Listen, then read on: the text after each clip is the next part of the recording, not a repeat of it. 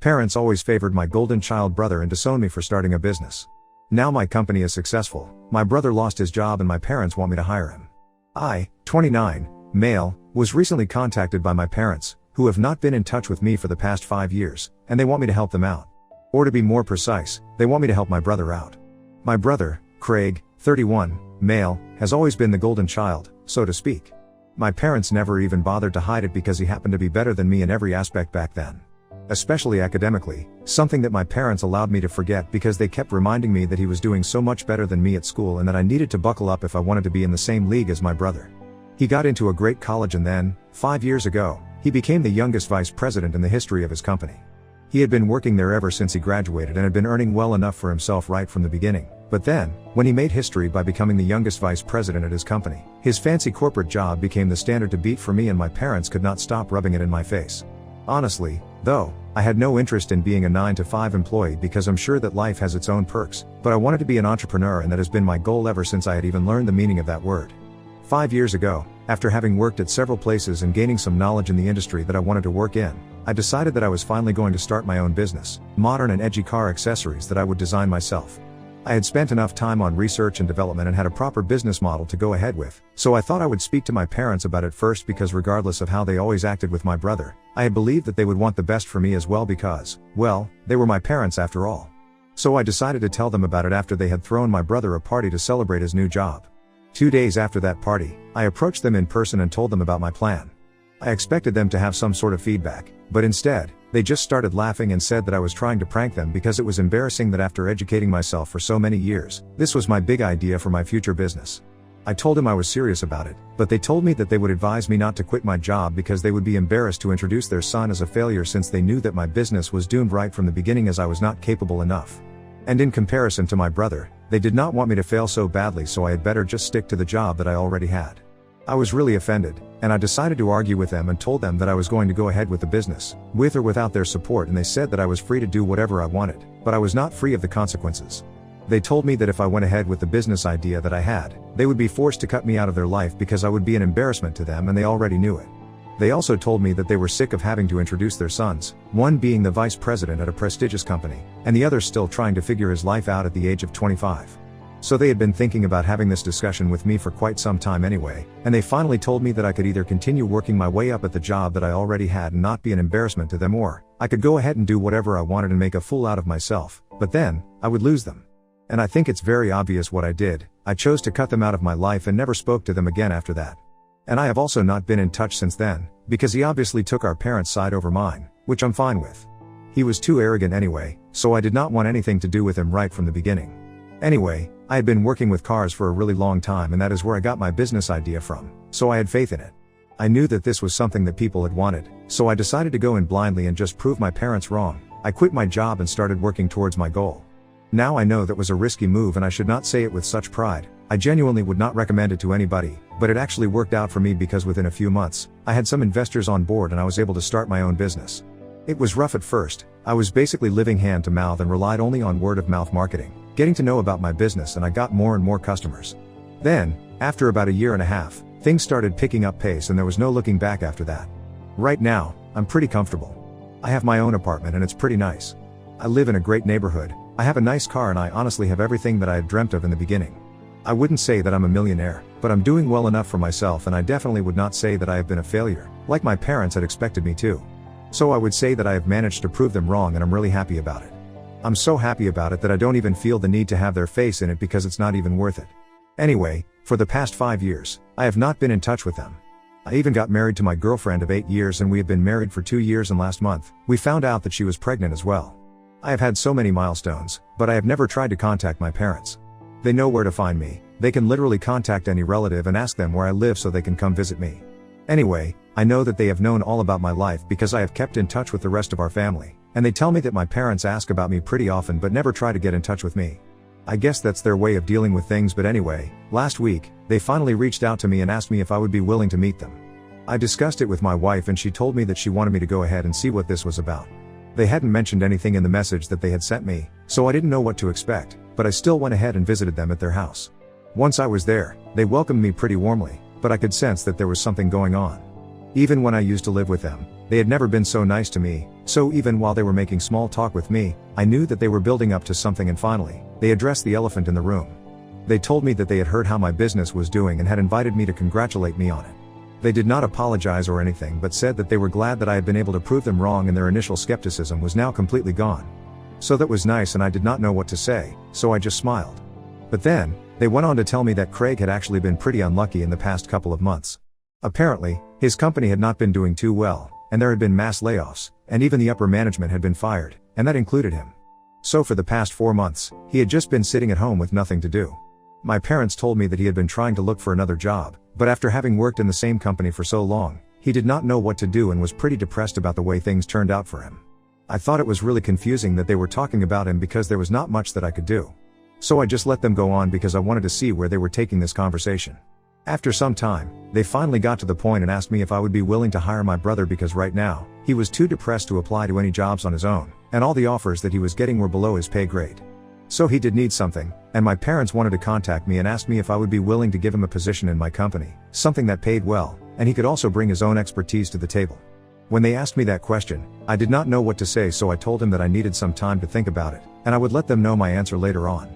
I did not say yes, on purpose, because I did not know how to respond to that. I should have known that they were not contacting me without any reason, since they had the opportunity to do so before, but had never done it. They seemed pretty pleased with themselves. I think they expected me to say yes. But after having gone back home, I thought about it for a while, and after discussing it with my wife, I decided to decline. She works in a bank and doesn't have much to do with my company, but she told me that this was the professional arena and here, whatever I said is what goes, so she did not want to meddle here. If I believed that I would not be able to work well with my brother, then that was what should be done, and, either way, she did not think that my parents had been genuine in that attempt to reconcile with me, so I had no reason to do what they asked me. And anyway, I hadn't even agreed to help out, so I did not owe them to give him a job. I did not plan on letting them know about this because I knew that if I said no, they would take that opportunity and try to make me look like the bad guy. I tried to avoid any confrontation. But then, they started texting me every day to ask me what my answer was, and I even ignored that. But then, they finally called me 2 days back and told me that I had to give them an answer. So I told him that I had thought about it, and after a lot of deliberation, I had concluded that I could not work well with Craig and I did not want him working with me.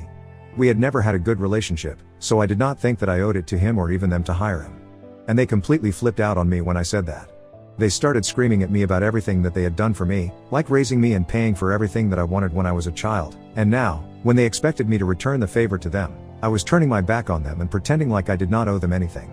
I thought that it was a really unfair thing to say because they did all of that for me back because I literally depended on them, and I think it would be pretty illegal to just not do that for me. Besides, that was not even the point. So I tried to tell them that I just wouldn't be able to work well with Craig, and that was the only reason I did not want him in my company, so I did not think they needed to scream at me and act like that just because of this.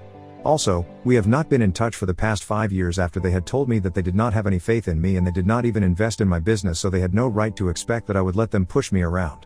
But they continued to scream at me and said that they had only contacted me because they felt like 5 years had passed and I would have finally let it go, now that I was finally doing well, but instead, I was being petty and holding on to past grudges and refusing to help out my own family.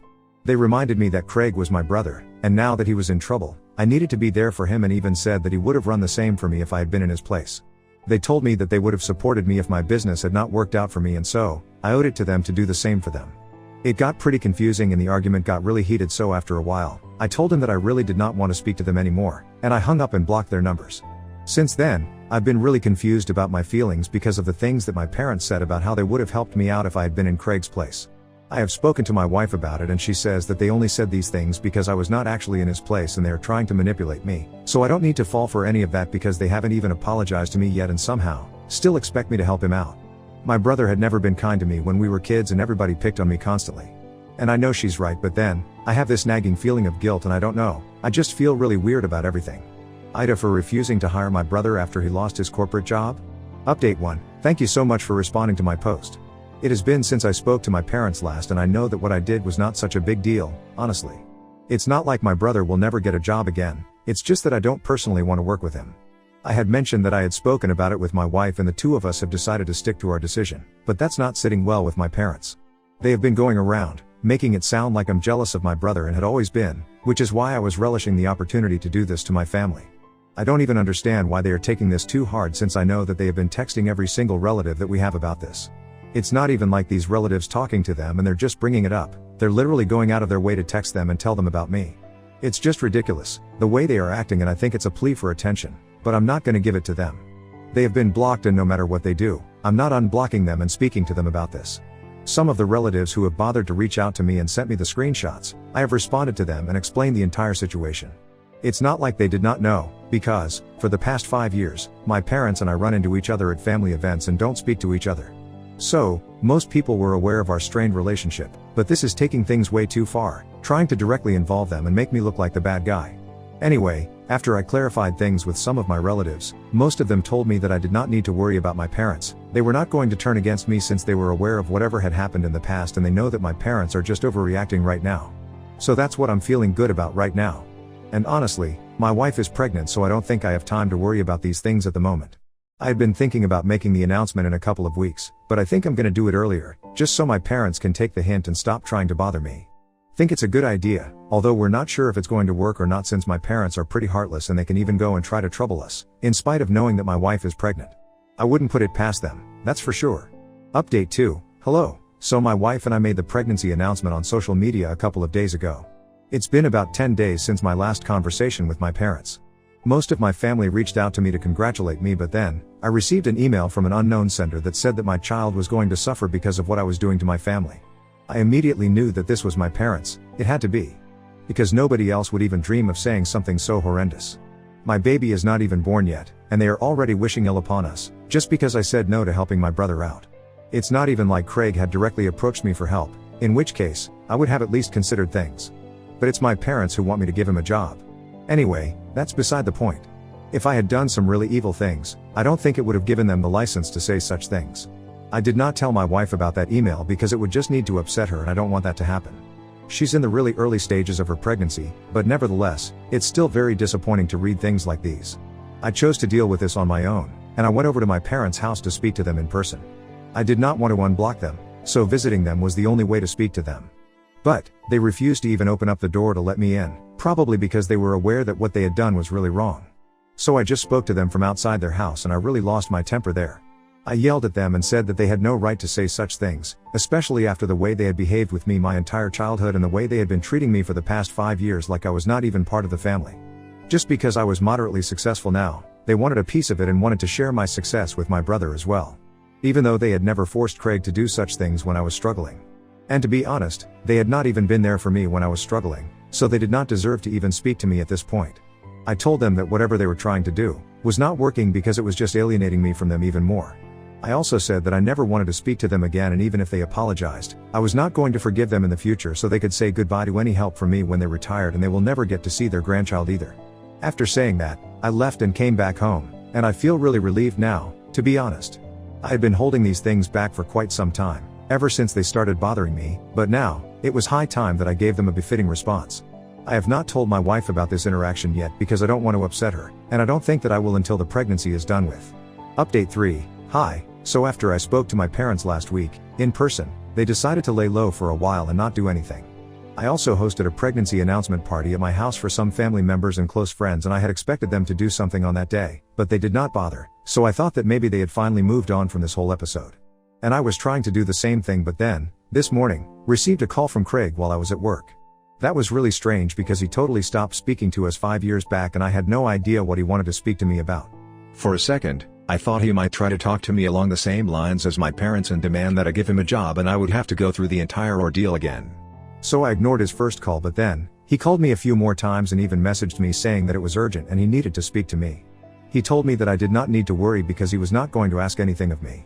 He said that he just wanted to discuss something that had been bothering him for some time. So I decided to answer the call and we spoke today. He said that he had been pretty depressed for the past few weeks, so he had not been speaking to anybody and had been ignoring all the messages and emails that he had been receiving, including the ones from his relatives. It was only a couple of days ago that he had finally checked those messages and realized that everybody is talking about how it was unfair for our parents to be demanding that I give him a job in my company, especially when they had never treated me well. Craig was really confused because he had been talking to our parents constantly for the past couple of weeks, but they had not said anything about such things going on in the family. He had spoken to our parents after he read those messages and asked them if they had done something of this sort, and they had outright declined it, and said that they did not know what was being referred to in those messages, but he felt like they were lying to him, so he had called me instead to find out the truth.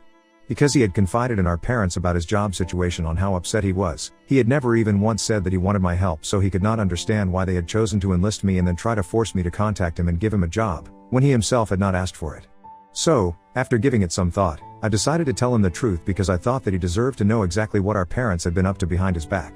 I told him the entire story of whatever my parents had told me and said that after they had shared his story with me, they had told me that I needed to give him a job and help my family out because he was not in a good place right now and they did not want him to suffer.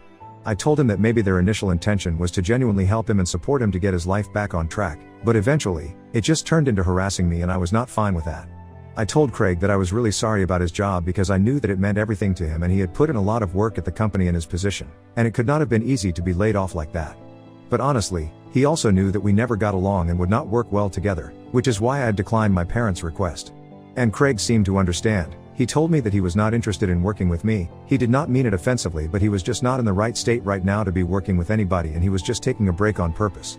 My parents had made it out like he had no offers that were worth considering, but he actually did and he was just holding out on them because he wanted to take a break and that was his personal choice. It was not that he was not upset, but his decision to not work for a while was not influenced by that.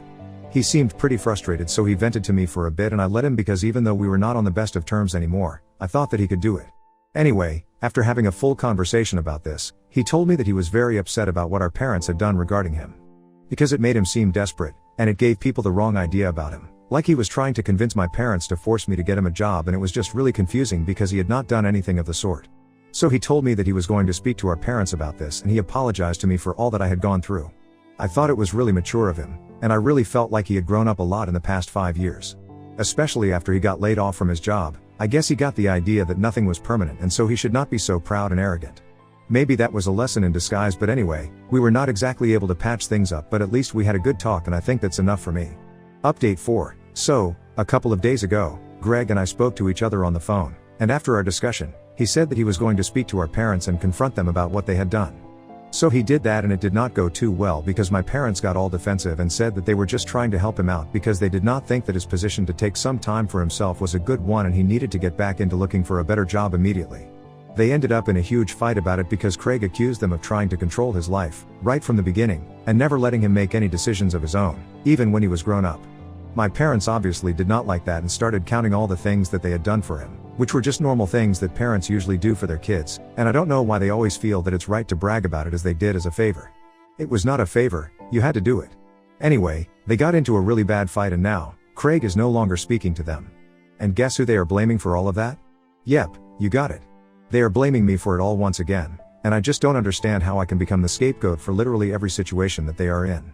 This time, there were no personal confrontations and they just decided to go ahead and make a Facebook post about it.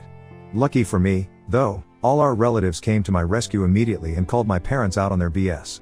They reminded them that they had been terrible parents not just to me, but also to Craig, in a way, because they kept trying to control him and put him under pressure. Especially when he was going through such a difficult time, they should have been there for him morally and emotionally support him, but instead, they were trying to put him down even more and make him seem like the bad guy. So after they received a lot of comments from our relatives, they decided to delete that post and block everybody from my family. To sum it up, pretty much everyone has ostracized them, and I'm really happy about it. Craig and I, well, he has apologized to me for treating me badly in the past, and we are going to try and build our relationship in the future. But right now, the most important thing in my life is my wife and I'm really excited to be a father. Story 2.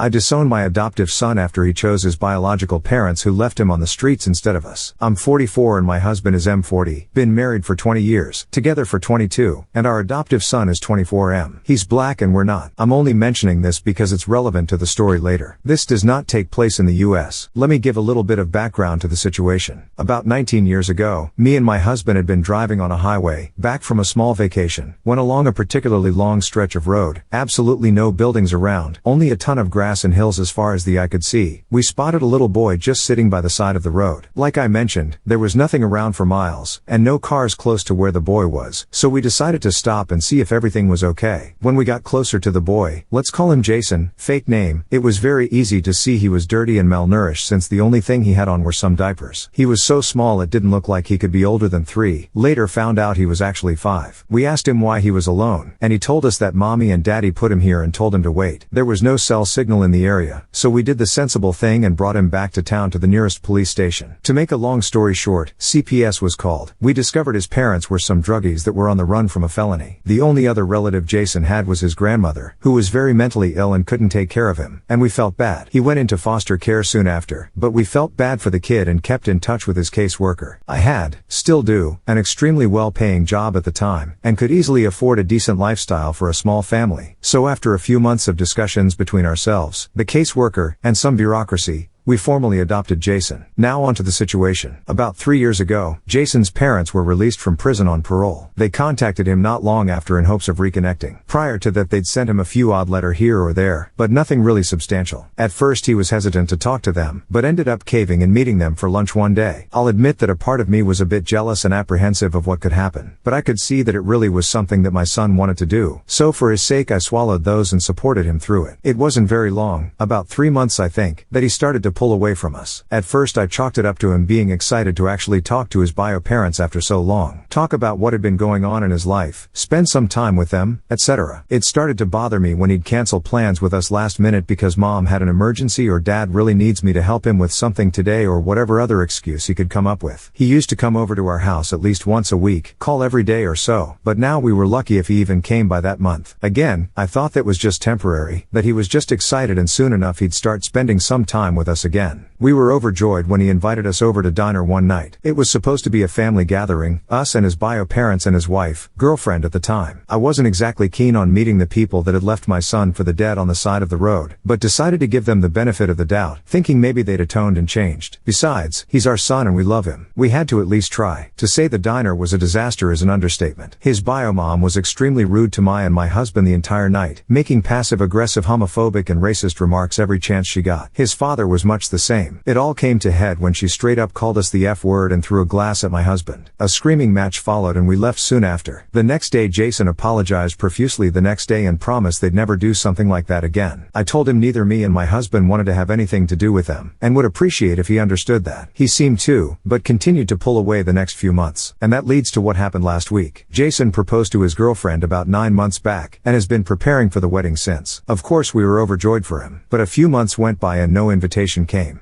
Every time we asked Jason would say they hadn't been sent out yet and change the subject. Well, last week my husband saw a Twitter post from one of Jason's friends, his groomsmen, that went a few weeks back, with the invitation in hands. We confronted Jason about it the next time he came over, only for him to drop the bomb on us that we hadn't been invited. We asked why, and he said his parents didn't want us there and wouldn't come if we did. I was fucking furious. I asked him how could he choose those pieces of trash over us? Why they were so important? What did we do to deserve this kind of treatment? His answer? They understand me better. They're my people. At this point my husband was crying, asking how could he do this? I've only ever been truly angry a few times in life, and this moment managed to top all of them. I threw him out right then and there and told him to never come back, that he wasn't our son anymore. I spent the rest of the day hugging my husband and trying to calm him down. The next day I canceled everything we'd paid for the wedding, which was basically everything important, even the ones we couldn't get a refund on. Of course Jason had the gall to call and scream at me, asking how I could do that to him. Where would he find replacements for a wedding that was supposed to happen only a few months from now? I told him I didn't give a shit and said maybe you should ask those 2 leeches you call parents for some help. 19 years. 19 fucking years of my goddamn life spent raising and loving a kid that I considered my own son, only to be treated like garbage, giving blood, sweat and tears, so he would have a good life, all the love we could possibly give, and that's what we get as a reward. As for why I'm asking if I'm the some people have been calling and messaging us, mostly Jason's friends and a few of our family members, calling us heartless and monsters for doing what we did to him, and that's honestly got me questioning if I went a bit too far in anger. After all, parents are supposed to love unconditionally, right? But if so, how do we ever get over something like this? How can we deal with this feeling of betrayal? Are we justified in feeling like that? So, Ida? Story 3. Parents kicked me out on my birthday, but karma got them back. It was my 18th birthday and I wasn't even done with high school when I was kicked out of the house by my parents and my golden child brother. I wasn't all mad though. Couch surfing was far better than living with them. They didn't even show up for my high school graduation. Unfortunately, life was extremely difficult for a while. Being homeless makes it very difficult to find a job and keep it, and with no job finding a living space isn't easy as well. My parents never even reached out to me either. There were definitely times where I was tempted to beg them for forgiveness, but thankfully I held out. Years later, I ended up securing a retail job thankfully, and worked my absolute butt off to be able to rent a condo. Life was on the upwards trend for a few years, and although I couldn't save much, At least I had my own place. Granted, I rented with someone, but it was better than being homeless. But then, life crumbled again. The start of the 2020 demic was not kind to me in the slightest, and everything I worked for seemed to have vanished into thin air. I lost my job and couldn't renew the lease on my condo, because my roommate also lost his job, and neither of us could afford the place on unemployment money. As the lease was ending, my roommate left early to move back in with relatives, and I had to sell nearly all of my stuff because I was soon going to be homeless, if I didn't downsize to an extreme. Thankfully, I had a plan. Years ago, I had bought a truck simply for the fact that I've always loved trucks. So I found a $1,000 camper in good shape, and put it on my truck just so I could live out of it for a while. It was supposed to be temporary, but I ended up living out of it for longer than I ever thought. I originally was hoping to be able to live out of the camper at my parents' house, where my brother and his family still reside as well. I swallowed my pride and asked them to let me stay in the camper beside their house, but when I did, they told me they had a full house, and didn't want me there. They said they'd only agree to let me park my camper there if I paid them basically what it'd cost to rent an apartment in my area. That was way too much just to park my camper. I was jobless and trying to save as much of my unemployment money as I could till I could find a new job. I may as well be living in an apartment with that rent price they were asking. My parents called my camper an eyesore, and told me to take a hike since we couldn't come to an agreement. And sister-in-law,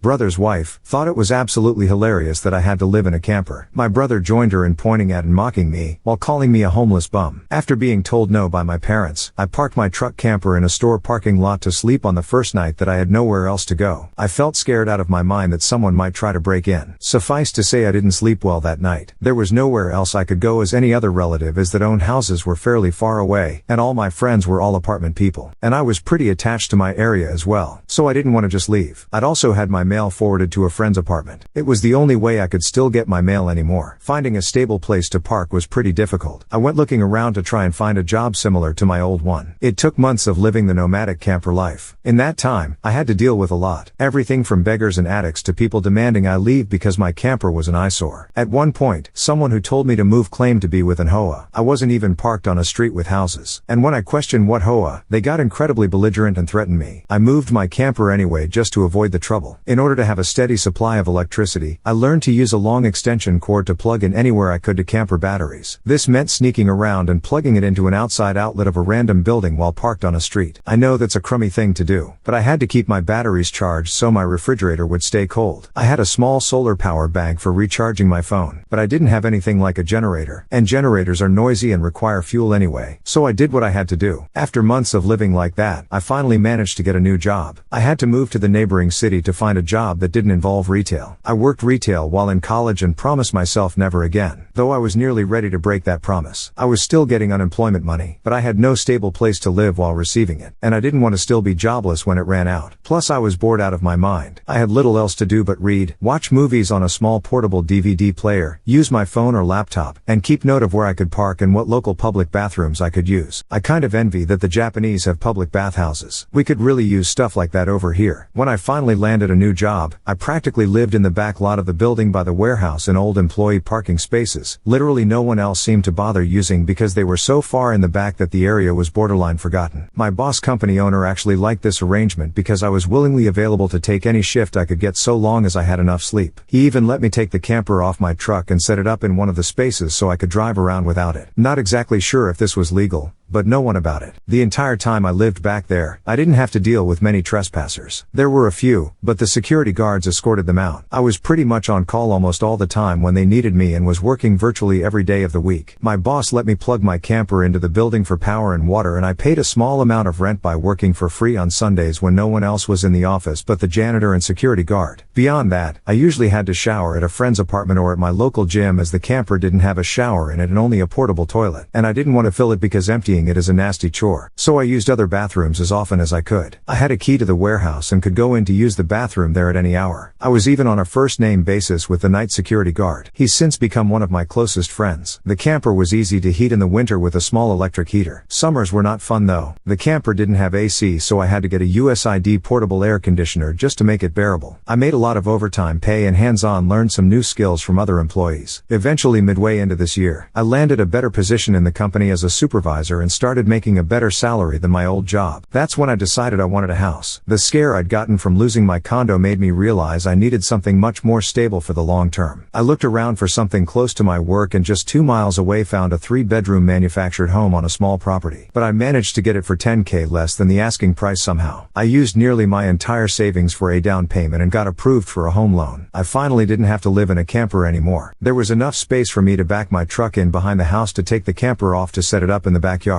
So I put it there as its own little building just in case I want to use it again. When I was fully settled in the house, I was dumb enough to brag about it on my book of faces. My family saw the post and that's where this crap really starts. After a few weeks, my parents and brother along with his family came to visit completely unannounced to have a tour of my home. I didn't even give them my address, so how they found out where I live I still don't know. None of my friends have fessed up and no prior family members visited me before that. So I wonder if they stalked me at work and followed me home or something. It really wouldn't surprise me. Once I opened the door, they practically all shoved their way in like rambunctious tourists, then just started making themselves at home. They all kept poking around and sister-in-law had this creepy smirk that she was repeatedly flashing me. It was only later that I figured out why my family had visited me completely out of the blue, and their reason made me madder than a bull on steroids that just got stung by a hornet. You see, my parents were constantly talking about how I've got so much extra space now and it's too much for someone like me who has no wife or kids, and my brother kept remarking about how there was more space than our parents' house and my house was closer to his job too. Red flags all around, I know. Eventually, my brother asked me to speak privately. Everyone else suddenly left the room and piled out onto the front porch. That's what finally made me realize they'd planned something. My brother, let's call him Dan, said the house was too much for me alone and I should let him move in with his family because his wife is pregnant with kid number 4 and my house is much closer to his job. He pointed out that I already have the camper so I could just live in that outside while they live in the main house, and I'd like to point out that Dan never once spoke of offering rent. Mind you, he's got a good job. He also started talking about how there would be changes and even curfews and that I couldn't just walk in at any time without prior notice. If it weren't my brother, I'd think the person I was talking to had lost their mind, but Dan lost his marbles long ago thanks to our parents treating him like he was the center of the world. I tried to speak but he kept talking over me as if I had no say in the matter. There was no way in hell I'd rent my house or parts of my house to him. Other people maybe, just so I can pay the mortgage off more easily, but certainly not him or his nasty wife. I've heard of this exact kind of situation in videos online many times and never once did I think I'd actually live it because I thought it's so ludicrous. But my parents, brother and sister-in-law, do all fit the bill for a bunch of narcissistic entitled crazies. So I picked up my phone and set it to start recording, then just held on to it. Dan didn't even seem to care or notice that I'd done this and just sat there with his arms waving around while talking about all the reasons of why he needed my house. Then went from saying that to acting like it was a done deal and trying to reach out his hand to shake mine. That's when I finally showed my backbone and said hell no, and I said it loud enough that Dan stumbled backward for a second. I'd rarely ever raised my voice to him on that level because I was punished by our parents whenever I did.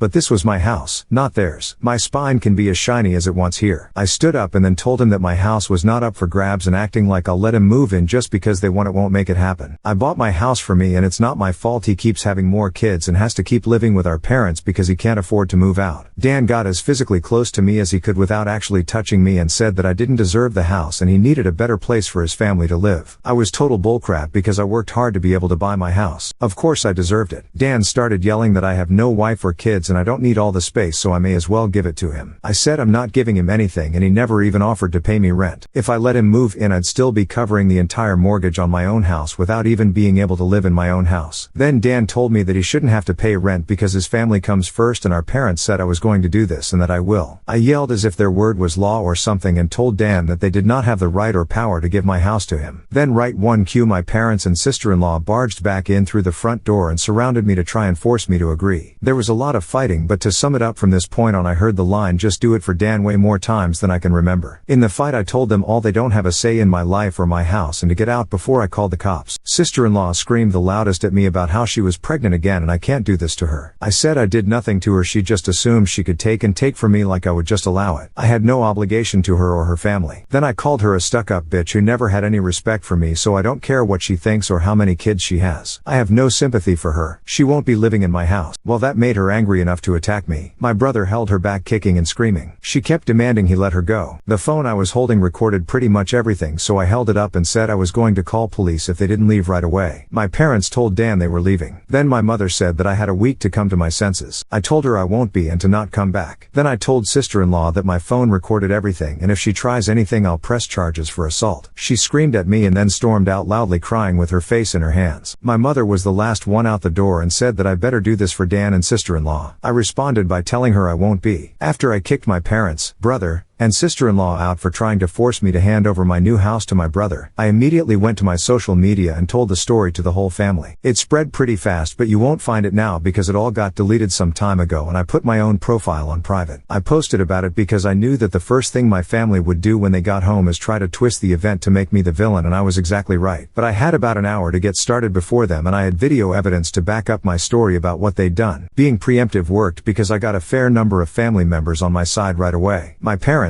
brother, and sister-in-law must have been all set to write their own post, but it was too late, so they didn't even bother trying to lie much. My parents, Dan, and sister-in-law had a few flying monkeys supporting them, but not much else. Plenty of others knew how entitled they already were, so what happened was something they all quickly understood and accepted. There was one person in particular that called me. I don't know who they were, but they ranted at me that I was a horrible brother and I needed to make way for a real family man. I just ended the call and blocked the number. This didn't repeat. The week went by and my parents showed up with Dan at my front porch just like they said they would in their prior ultimatum. They rang my doorbell like crazy and also pounded on the door until I finally answered. I opened it just a crack and they tried to shove their way in again, but I'd installed a couple of latch chains that prevented it and even braced my body against the door for good measure. My father and brother demanded I let them in, but I said I was recording everything on camera and would call the police if tried to force their way in again. My mother calmed them down and then in her most sickly sweet tone asked me if I was ready to let my brother move in. I told her and the rest of them to F off and never come back. My mother put on the crocodile tears and asked me why I can't just do this for Dan because he's my beloved brother. I laughed and then bluntly said I do not love him as a brother because he treated me like crap for years and they only encouraged him to do so. They are terrible parents and he is a terrible brother, then told them to leave or I'd be calling police ASAP. They all left surprisingly easily, apart from my mother's loud crying and the others giving me dirty looks. One could say making them leave was suspiciously easy. I thought the whole mess was over, but I guess I should have taken them more seriously because they had other stupid plans. I came home later that week on Friday evening to find a moving truck and my brother's minivan parked in my driveway. It was Dan and his family, they're moving stuff in. He just waved to me with a crap-eating grin when I saw him. I was furious and told him and the rest of his family to stop, but sister-in-law smugly said to me that like it or not they were moving in, and then in the most fake way while tilting her head and puckering her lips she said that it was okay because my mommy allowed it and I should always listen to what my mommy tells me. I seethed with rage just hearing those words and looking at her smug face, so I locked myself in my truck to call the cops right away. When they realized what I was doing, sister-in-law started pounding on my window and yelling at me to stop and that I can't do this to her because she and Dan need the house, and she cried, "Why can't you just do this for Dan?" I responded with, "Screw Dan, it's my damn house, not his." Then she threatened to key the side of my truck unless I stopped calling the police, all of which the 911 operator heard, thanks to the window being slightly open. I told sister-in-law if she damaged my truck I'd sue her, and she was smart enough to retreat. When the police arrived, Dan and sister-in-law along with their kids had locked themselves in my house. I told cops what had happened as well as showing them my new driver's license that had my current address on it. Then when we went to my front door I saw that they'd changed the lock and the old lock was laying on the porch with the center of it drilled out, and the drill they used was laying right next to it with a complete Harbor Freight drill bit set. Could they have been any more stupid leaving evidence out like that? I pointed out the broken lock and drill, then gave the police a rundown on all the events that happened prior. Well, I guess Dan called our parents over at some point after I arrived home because they showed up while I was talking to the cops. My parents immediately lied and started saying that I'd agreed to rent my house to my brother and his family. I said that was an easily provable lie one way or another. So Dan and sister-in-law finally came out of my house with some papers in hand. They both looked super smug, like they'd somehow outsmarted me. They'd actually drawn up and printed out a fake rental agreement, but my signature was not on it. There was one, but it looked nothing like my handwriting. I don't think any of them have ever actually seen my signature, so that was incredibly stupid on their part. I told my parents and Dan that was stupidly blatant fraud, and if the cops investigated they'd easily figure that out, and I don't think going to jail and court would do them any good. It could even make Dan lose his job, which is his only means of providing for his family. I also also said I would get a lawyer and sue for damages if anything of mine was lost, stolen or broken. Dan went white and looked really scared when I said all that, but my mother got between us and doubled down about how I should just do this for Dan and live in the damn camper so they can finally have a family home to themselves. I yelled at her that if she thought it was such a good idea she could do it for Dan herself and let Dan have her house to himself instead. The cops separated my mother from me and I said I wanted them all out right now or I'll press charges. I stated in a shout about how they drilled out my front door lock to break in. The lease papers were obvious fakes, they badly forged my signature and I have recorded video of sister-in-law attacking me. Those are felonies I could screw over their lives with if I wanted, and if they didn't leave that's exactly what I'd do. The only reason I hadn't already was for the sake of Dan's kids so they have one chance to get the hell out. The moment my parents heard that, I think it finally clicked that they could not force me to do it for Dan. My mother surrendered and said she'd put an end to this. Then she went over to sister-in-law and spoke with her quietly for a minute while my father spoke to Dan. Sister-in-law instantly started loudly crying and ripping up the fake rental papers into tiny bits and tossing them like confetti, only to have an officer tell them to pick up the bits of paper or he'd cite them for littering. Both of the cops at this point had "I don't get paid enough for this" looks on their faces. Dan had to start telling his kids to load their stuff back into the moving truck. The kids were all crying and the eldest was sobbing that he won't get his own room now. Sister-in-law and Dan gathered their kids up to try and make one last pathetic attempt to guilt me with the sad family routine. You know, where they all gather together in a sort of group hug while all facing one direction. I swear I think they'd practiced it beforehand. All of the kids had the same pleading look with quivering mouths. Sister-in-law kept rubbing her pregnant belly and tilting her head to look like a sad puppy, and my brother just made the saddest face he possibly could and said, "Please don't do this. We need to be able to live here." But I didn't falter and told them to keep packing. All the kids and sister-in-law turned the crying up to 11 and Dan yelled at me, "Are you satisfied with yourself? You've denied us a home because you're too selfish to share and help out family." I ended up laughing like a maniac and retorting that what he was trying to do was taking, not sharing, and no amount of crying will make me let his family move in because he's no brother of mine anymore. He's just an entitled eye-hole who thinks he can take whatever he wants from me like when we were kids. Dan started F-bombing me until the cops told him to cool it or he'd be in cuffs regardless if I wanted to press charges. He sucked in his lips and looked a mix of afraid and supremely ticked off. I asked the cops if they could stick around until my parents, brother and sister-in-law had all left, and they said they had no intention of going anywhere until this had been resolved. In fact, in the next few minutes 2 cops became 4 as more drove in for whatever reason. That gave my parents some extra incentive to get moving. I made Dan give me the keys to the new lock he'd put on my front door. He was really reluctant to hand them over. Then instead of handing them to me, he actually threw them down the street and into a storm drain while saying to go get them myself. But one of the cops scolded him for that and made him go get them. He had to pull the grate off just to get at them, and he got pretty dirty in the process. When he got the keys back, he just grumbled, then slammed them down into my hand. I then told them all to leave and never come back. My mother said I'd be disowned for this, as if that were some kind of threat to me, and I voiced that to them. Then in an overly sarcastically I said something along the lines of, "Oh no, that means I won't get to come to any holidays with you guys where I always get treated like crap by you all anyway, because Dan has always been your obvious favorite. You treated all me so badly when I was growing up that if Dan ever needs an organ donor I'd show up to the hospital to laugh at him. So do like you always told me to do when I was mistreated by all of you and suck it up." My parents were floored after I said all of that, and the quartet of cops were looking pretty judgmental at them as well. I tell you, if you want to put nasty parents like mine on the spot, confront them in front of cops, because they'll likely not try anything really stupid then. My mother just started crying and walking away. My father just stood there looking like he wanted to lay hands on me, and Dan just held his kids in defeat. Oh, and sister-in-law was off having a tantrum in my front lawn. Soon enough they all formed a line handing out boxes and got their stuff out of my house. Nothing had been unpacked yet, so it all was taken out pretty quickly, but while doing it my mother kept saying it wasn't too late and I could still do it for Dan several times. Each time trying to bargain more and more to try to make me change my mind. She said that Dan could pay me rent if I let them stay, and when that didn't work she said I could move back in with them to let Dan rent my house so I wouldn't have to share the building. I told her to shut up and keep packing boxes because I don't want Dan or his family around. I don't want his money, and I certainly don't want to live with him or my parents ever again after the way they treated me when I was a kid. Making a deal with my parents would be like making a deal with the devil to me. Sister-in-law ended up having another tantrum after hearing that and threw a box down, then sat on the ground to have a pity party because she didn't want to go back to sharing a house with my parents, and she just sat looking angry sad there until everyone else was finished. She didn't even want to get up when it was time to leave. They finally got everything out of the house and into the truck, so before they left I laid into my parents one last time about all of the crap they put me through growing up, and with 4 cops being right there they couldn't do much other than stand there and take it for once. I called them out on so many things that happened and even pointed out how they couldn't just do something nice for me like letting me stay over with my camper when I was homeless and trying to get back on my feet. How they let Dan and sister-in-law ridicule me and call me a bum. Well, who's the bum now? They wanted to kick me out of my own house so Dan could stay in it free of charge, yet when I needed a place to go they wanted to gouge me for more than I could afford just to park my camper when they knew I was out of the job. There were more extremely judgmental stares from the cops when I said all of that, so I put my parents on the spot one more time and asked them what I ever did other than being born to deserve being treated so badly, because when I finally have a bit of success in life they want to snatch it away from me for their favorite child, since they'd rather I give everything to Dan and have nothing for myself. I bought my house using the money that I earned. I owed them nothing and I won't be asking anything from them ever again, because clearly I will never be anything more than a doormat or a cash cow in their eyes. I got no answers from them. They just stood there looking like fish out of water, so I continued ranting and asked them what in God's name made them think they were such good parents after all of that. My father was beet red, but more from embarrassment than anger this time, and my mother was crying that she was a horrible person. I bluntly agreed that she is a horrible person. They all are, and I bet they'll go to hell for it too. They were crappy people and they all knew it, but if I'd called them out on all this stuff in private instead of in public, they'd just get mad at me and still act like I'm in the wrong. They just kept up the denial for so long that it became a part of who they are. My mother buried her face in my father's jacket to cry, and my father looked more defeated than I've ever seen him. Dan and his family avoided me entirely as they finished putting everything back in the moving truck. I made sure nothing of mine was stolen, not that I'd had a chance to get much furniture yet. They all got back in their vehicles and sister-in-law just stood staring at me with malice until my brother finally got her to drive the minivan home, and as soon as they were all gone I got back online again and spilled the beans on what happened. My parents were too embarrassed to even try and defend their actions this time, and while the family was somewhat split before this incident, it was now a landslide in my favor. Nearly all of the family has sided with me after this incident, and those who haven't simply aren't siding with anybody. No matter how much my parents previously tried the "we did it for Dan" line, no one listened anymore, so any remaining familial support they had is now gone. Many in the family who I expected wouldn't side with me did. That includes the former flying monkeys, so I guess they've finally had enough. Around that time I offered to host half the family next Christmas Eve in my new house. My parents were not invited. I wasn't blocked on my brother and sister-in-law's profile surprisingly, and I saw sister-in-law had her fourth baby in early November. They are still living with my parents. I'm pretty sure they knew I was watching because sister-in-law kept making passive-aggressive posts every couple of weeks or so about not having enough space while living with my parents, probably to see if she can still guilt me, and I'm sure it's driving my mother and father up the wall because they aren't getting any peace and quiet in their old age with 3 young kids, a mentally unstable sister-in-law, my golden child brother, and a newborn baby in the house all at once. Perhaps they could move into a camper in their own backyard and let Dan take over their house completely. They might get some peace then. Yeah, they could do that for Dan. Story 4.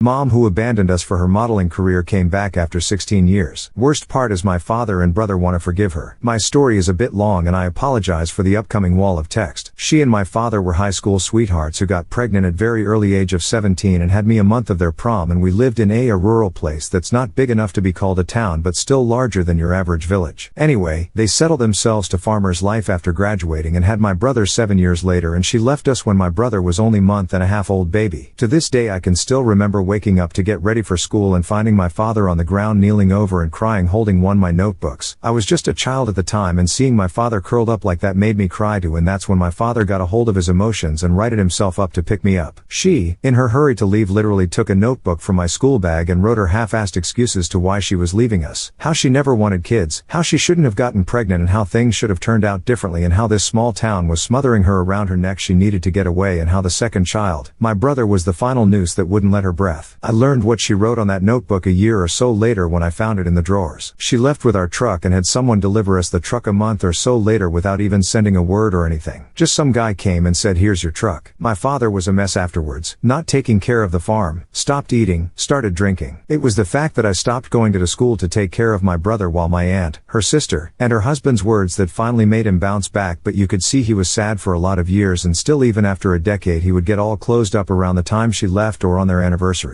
It was us, Dad and I, who took care of my brother. I'd come back from the school, do the dishes that was left over from our breakfast, and take care of my brother until he was few years older. Then I slowly became the woman of the house, so to speak. I'd cook the food, do the dishes, and take care of my brother after school, and my father would spend nearly all his awake hours trying to manage the farm. We weren't the richest people around, but with only one depressed adult and 2 small kids, we earned more than what we needed and even saved up a bit for my brother's collage fund. My father insisted that I should have one for myself as well, but I was spending too much time on domestic and farm-related stuff to actually focus on my studies, and if I have to be honest, I love the farm, animals, and taking care of my brother. Anyway, nearly a year ago she returned to visit her family, my aunt and us too, and she apparently was planning settling back here permanently. We knew that she had a good few years of modeling, which led to her joining the staff of some sort of a magazine from our aunt, as she still called her from time to time. She tried calling us a few times as well, but I refused to talk with her, and I think she was too ashamed to ask to talk with my brother. Anyway, when she came back, she apparently had enough for setting back here with a new house and some land. After a few days of her coming here, she tried to contact us again when she and my dad ran into each other at the town center. My dad says he told her about my opinion on her, but she insisted. Apparently she owned that to me and I shove it, for the lack of better term, with few extras on the side as well. She tried the emotional, regretful parent on me with her crying and all, but I don't buy it, or rather I just wish she never came back to disturb us and lived in her airy, breathable big city life and left us the hell alone. My brother was not there at the time, as he's in his first year in college. He was admitted via early enrollment. Thanks to him being a lovable genius that he's. I knew my dad was still in love with her. I tried to set up a few dates for him before, but it never went anywhere. In that summer, well, this summer they started dating again, to my dismay and my brother's joy. My dad invited her over to dinner when my brother came back from his summer break, and we had a family dinner. I wanted to warn my brother about her, but seeing his enthusiasm about it, I couldn't break his heart, so I just stayed civil and didn't speak unless spoken to. My father had kept that notebook for more than a decade, but I decided to burn it when I was 19. My father and had a pretty big fight about how I had no right to burn it, but I said to him that it was better than my brother accidentally finding it and reading how her mother thought her a noose around her neck that wouldn't let her breath, and he caved in after that.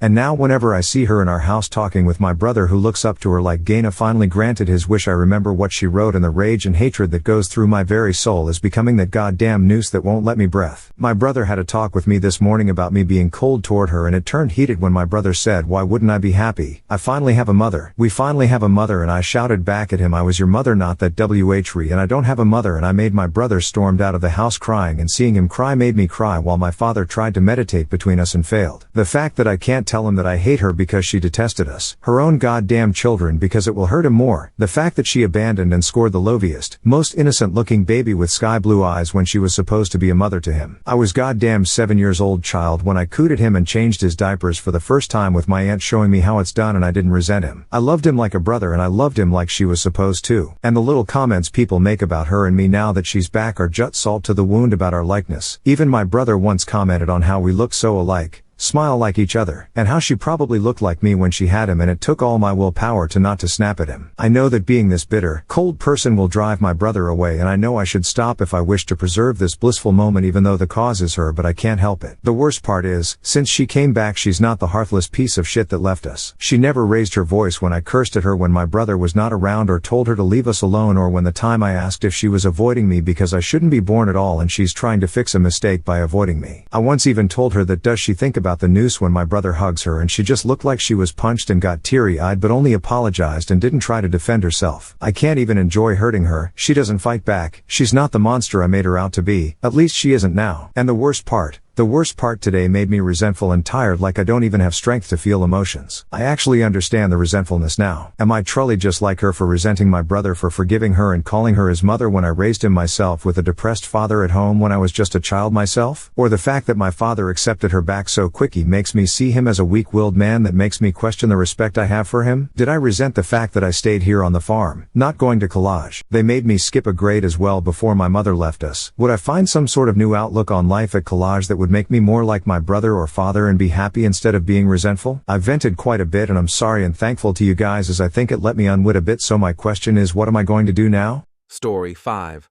Told my daughter that I won't attend her wedding if her biological father is there, but she told me I'm being stuck in the past. For some context, I 50F was about 24 years ago, sexually assaulted by a close friend of mine and got pregnant by the encounter. I was inconsolable for months after the event. To make matters worse, I found out I was pregnant at about 20 weeks, and where I lived at the time, it was illegal to get an abortion after the first trimester. My husband had really been my rock and my support during that time, and I do not know how I would have ended up if not for him. He said that I could put it up for adoption or I could keep the child and he would raise it like our other children. I decided to not give it up for adoption, but raising the kid was hard. I am half Polish and half German, and he is is half German and half Russian. We both have pale skin, light hair and blue eyes, as well as being fairly tall. I'm about 178 centimeters or around 5 feet 10 inches and he is 191 centimeters or about 6 feet 3 inches. However, our daughter Luna is about 160 centimeters or 5 feet 3 inches, has dark hair and a brown complexion like her biological father. I often heard snide remarks about me being an unfaithful wife because it was obvious that she was not my husband's child. It was especially hard for me when Luna was young because she looked so much like her dad. My husband took care of my daughter most of the time since I had bad flashbacks whenever I saw her face from when I was assaulted. As she grew up, it died down a bit, but I would still get these horrible panic attacks when I saw her wearing boys' clothes and short hair. Since I was prone to having panic attacks, Luna ended up being closer to my husband than she was to me. Also, she often ended up getting a little more than her siblings from my husband as some sort of compensation because of me. We never told her that she was the product of sexual assault because I was too ashamed and my husband did not want her feeling different from her siblings. I often told her that me and her biological father got into an altercation and never spoke to one another ever again. About 2 years ago, she got one of those DNA test items and found out she had a relative in the system. Said relative got Luna in touch with her bio dad and they started talking despite my protests. He apparently wanted to speak to me about something he wanted to tell me, so Luna attempted to persuade me to speak with him. I made her aware that me and her father should never be in the same room together. Now, Luna is getting married to a lovely young man. Some of the COVID restrictions have been lifted so she is able to have a decent-sized wedding. The original plan was to have my husband walk her down the aisle, but he had gotten into a bad accident leaving him in a wheelchair until his legs are strong enough to support his weight again. However, this is not her idea of a picture-perfect wedding day, so she invited her biological father to have the honor of being the bride's father. Her wedding invitation not only invited my rapist, but she totally disrespected the man who raised her. Although I or a bridesmaid could have pushed him down the aisle, she thinks it would not fit the vibe of the wedding. My husband looked so shocked and upset that she would even think of this, but I was furious. I have a visceral hate for that man and I let her know that I would not be anywhere near him. She told me that this is what she wants and there's no changing her mind, so I told her I will not be attending if he's there. She got upset and told me that I shouldn't hang on to the past, but I laid it into her that she doesn't know what happened between me and her biological father, so she shouldn't stick her nose where it doesn't belong. Though I feel terrible about what I said and how I said it, and I can't be blamed for her being born or not knowing what happened since I never told her, I still feel as though my wishes should be respected if I say I don't want to be in the same room as someone. I'm now okay with her contacting her father, I just do not want anything to do with him. Also, it's rude to replace your father with another man who you've barely known for 2 years because of something he couldn't control. Before I get started on the update, I have a few things I want to address. A lot of people have questioned me on why I did not tell my daughter that she was a product of SA.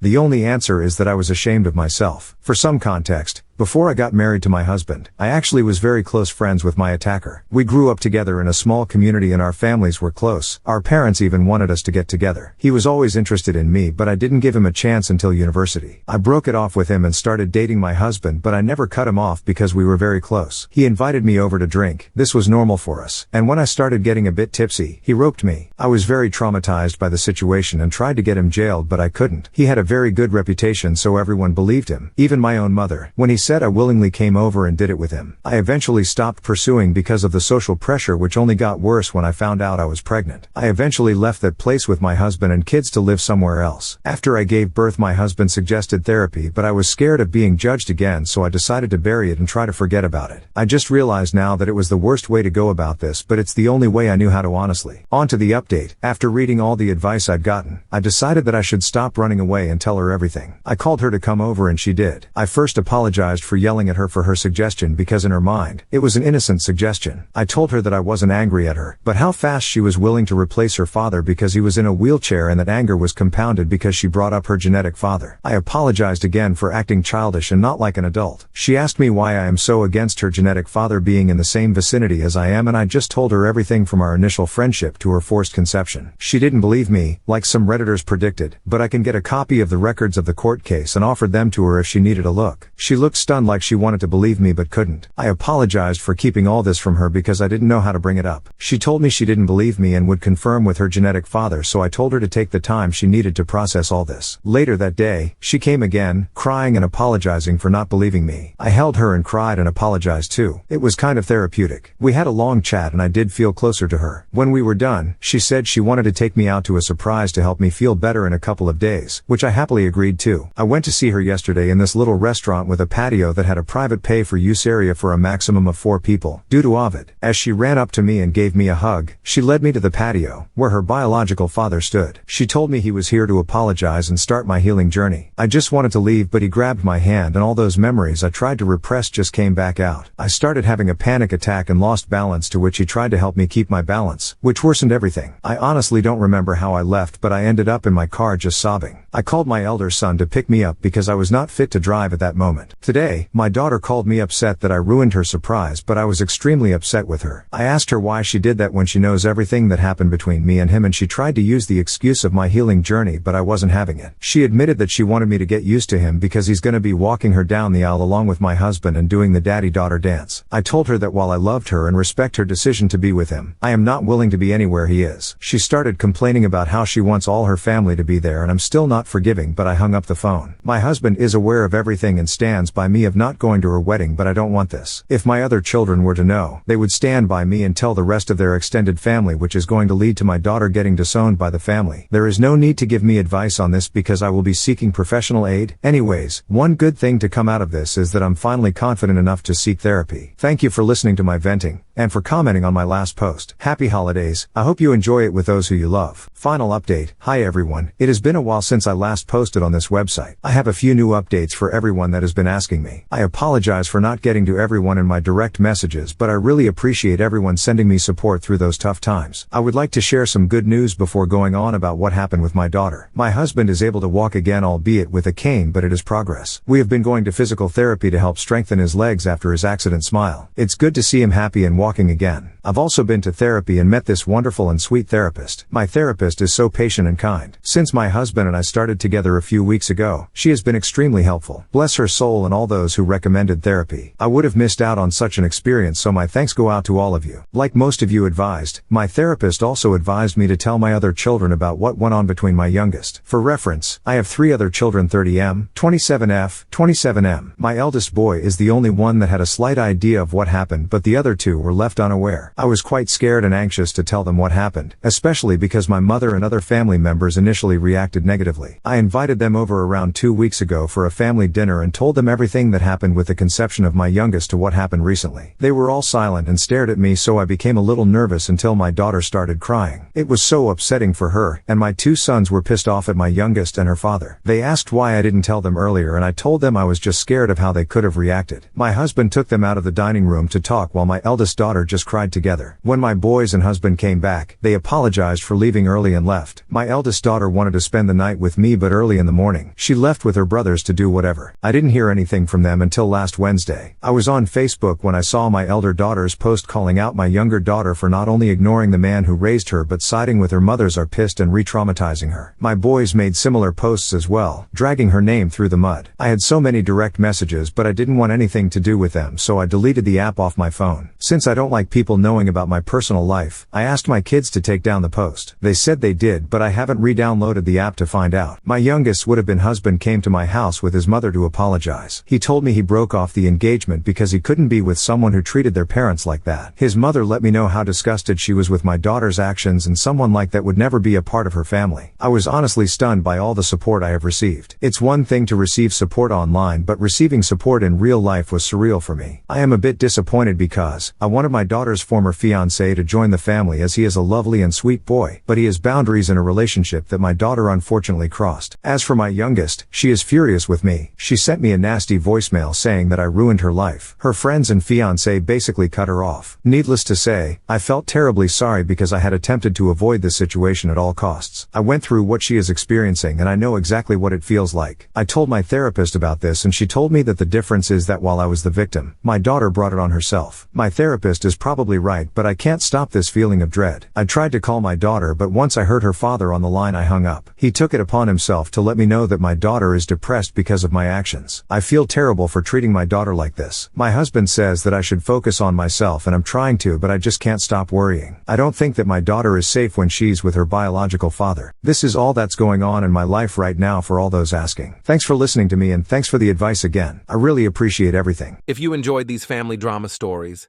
and still need something to listen to, you should check out these cheating wife stories. Just click this thumbnail right here, and thanks for watching.